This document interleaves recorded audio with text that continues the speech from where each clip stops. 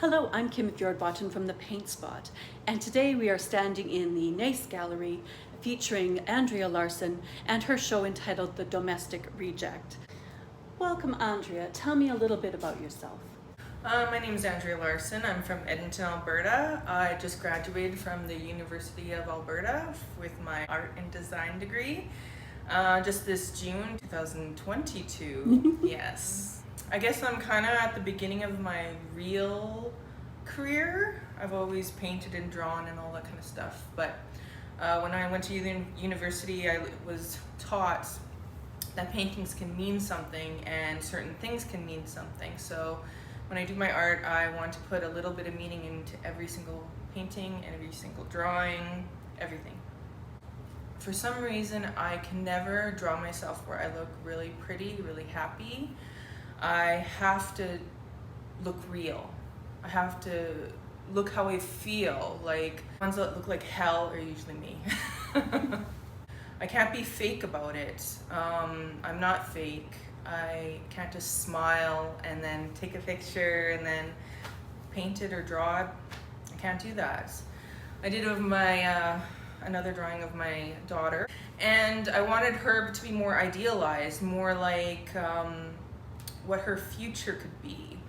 And I hope it's not similar to mine as being a stay-at-home mom housewife. So hers is more the idealized view. I also have these little drones in my large painting over here.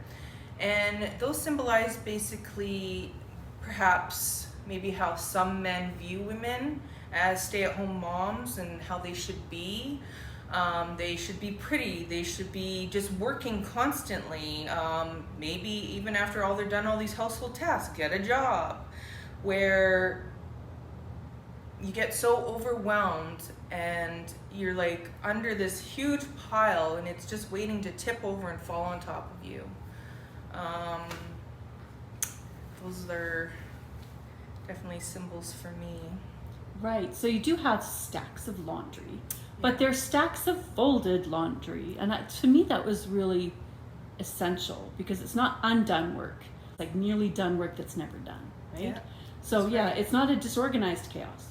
I find that when I would clean my house, and I had 2 kids and I had a husband, that the laundry is one of the things that you can never ever get rid of, never ever clean. Sometimes it's in the wash, sometimes it's in the dryer, sometimes you have to wash it like 3 times because you forget about it. Sometimes you fold it, give it to your children to put away, give it to your husband to put away, and it's still in that basket. So it's still an undone thing that you are still supposed to take care of. Like, they didn't do it, so then you have to do it. So all these stacks of laundry are art. They're beautiful art, like the colors that can be enclosed. The laundry baskets can be absolutely beautiful, but it's still work. So talk to me about the other ones that are very sort of a maximalist design. They've got the pattern, they've got the layer of images, and they're very beautiful. So tell me how those are, because they're very similar but different.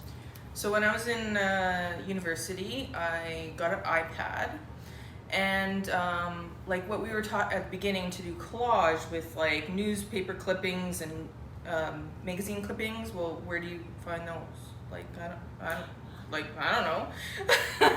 So then I started collaging on my iPad. I would stick stuff together and work it out in order to create something that meant something to me, that you could see something in. I also love painting pattern. It's so will, and it's interesting that a flat surface can be turned into something so 3-dimensional. So patterns for me will always be in my work. I love doing dress. I'll never do naked people, have to say that. I love putting people in clothing. Of course, all my work so far has been about more of the domestic goddess, the what is the show called? The Domestic Reject. That's how I feel, because being a domestic mother, provider, caretaker, it's hard to do when you want to do all this other stuff. You still love your children, you still love your home, your husbands, but you also want to be yourself too. So it's a huge scale, a tipping scale. So one I'm still struggling with. Right, but you have a fantastic show that's of larger work. So how do you carve out the time? How do you find time? Are you actually stepping over that laundry to go do the art, or where do you find your time? I do it whenever I can. I try to do it as much as I can. It's like an obsession.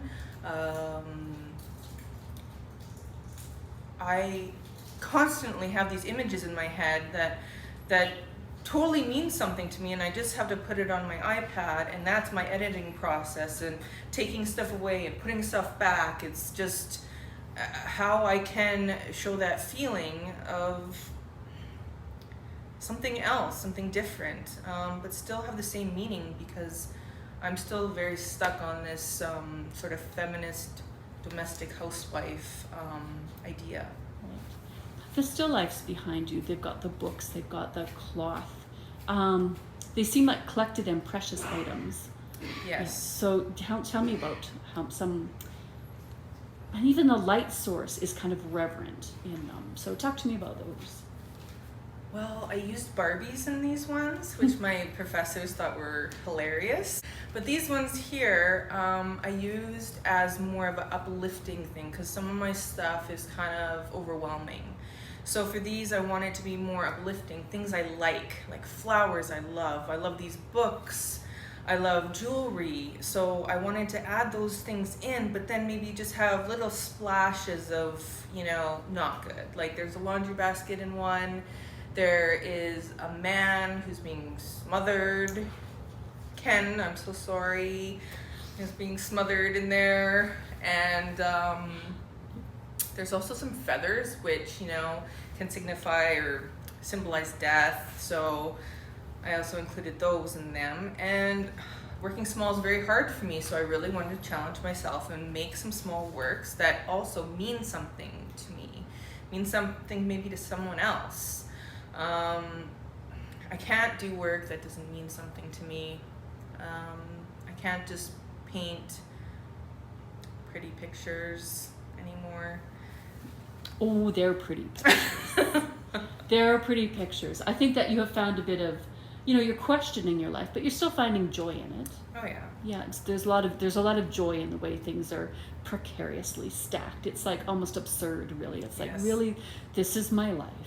And I think there's something healing about that, to recognize we're not perfect, and this is it. So you're very honest. So that's beautiful.